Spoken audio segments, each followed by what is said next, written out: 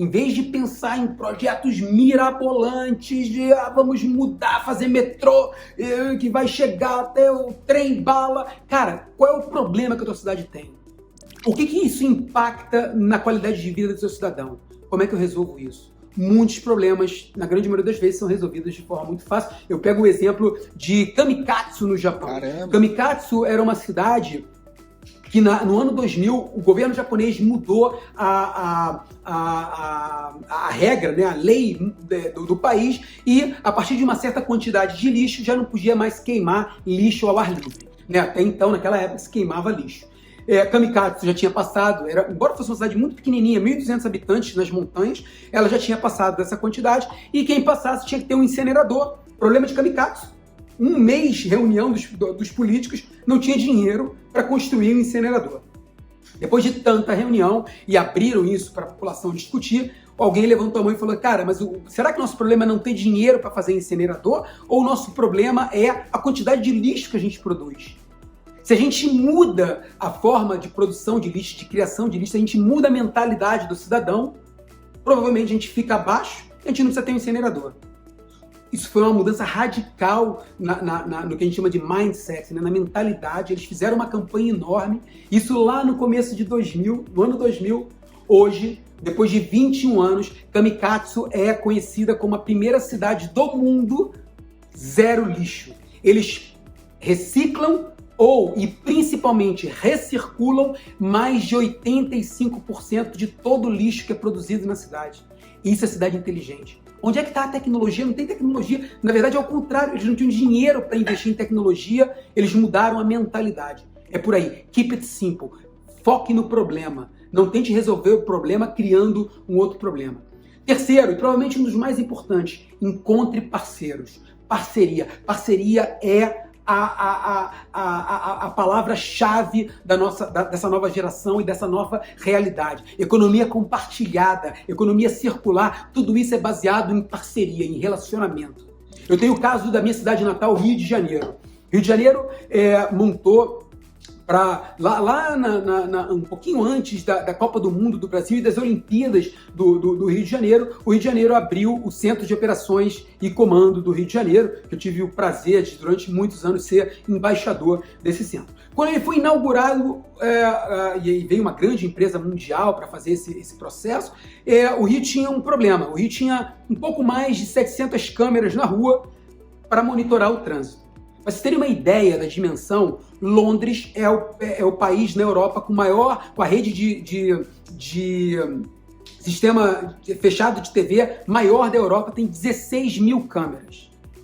Moscou tem 179 mil câmeras. Uma cidade, 1000 câmeras. Rio tinha 700. E aí, óbvio, a primeira pergunta foi: como é que a gente consegue monitorar o trânsito e resolver esse problema, pelo menos mitigar esse problema do trânsito com somente 700 câmeras? E aí vem uma decisão ou uma ideia linear política muito fácil. É fácil.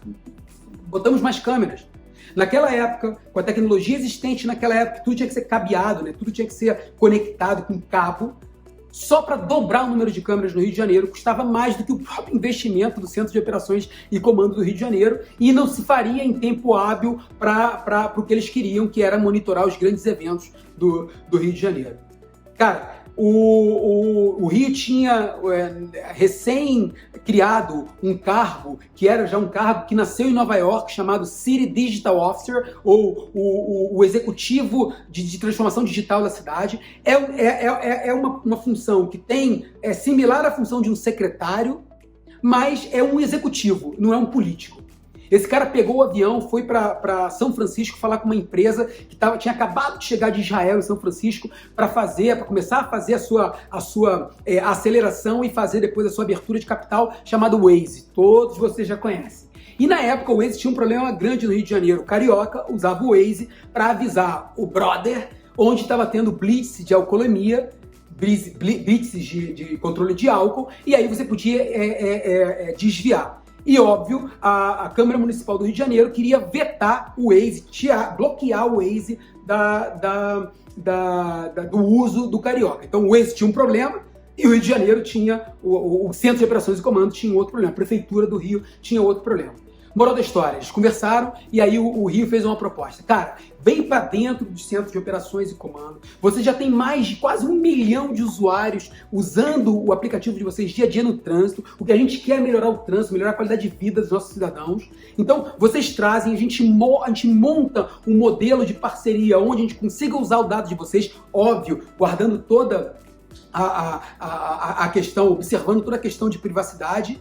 E, por outro lado, vocês passam a ter utilidade pública para a cidade e a gente vai lá e faz uma pressão política na Câmara dos Vereadores para que, óbvio, em vez de tirar vocês, homenagear vocês lá. Bem, foi o primeiro caso, óbvio que para o Waze era uma grande sacada, principalmente que eles estavam nesse processo de abertura de capital, encontrar uma nova solução para uma coisa que já existia perfeito para essas startups. Eles têm inclusive capital para isso, né? Eles fizeram esse primeiro processo, esse primeiro projeto no Rio de Janeiro e hoje eles estão em mais de 80 países com esse modelo de gestão de trânsito ou de ajuda de gestão de trânsito colaborativa para as cidades. Eu estava em 2017, estava em Kuala Lumpur, na Malásia, para dar uma palestra, dando uma palestra, e aí um prefeito levanta a mão e diz: nós temos o orgulho de ser a primeira cidade da Malásia com o projeto da Waze. Você vê, tudo nasceu numa parceria, num ganha-ganha, no que a gente chama de win-win no Rio de Janeiro. Encontre parceiros. Antes de pensar qual é o